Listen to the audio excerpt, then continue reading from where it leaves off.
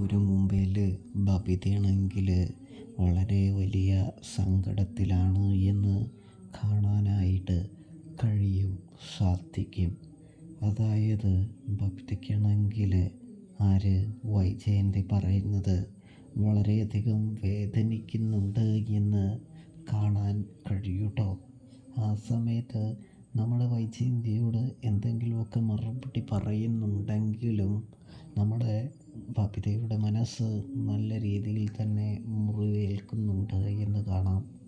ഇതേ സമയം തന്നെയാണ് നമ്മുടെ അലീന ബബിതയെ വിളിക്കുന്നത് എന്ന് കാണാനായിട്ട് സാധിക്കും. ബബിതയോട് കാര്യങ്ങളൊക്കെ സംസാരിക്കുകയാണ്, ബബിതയെ കേൾക്കുകയാണ്.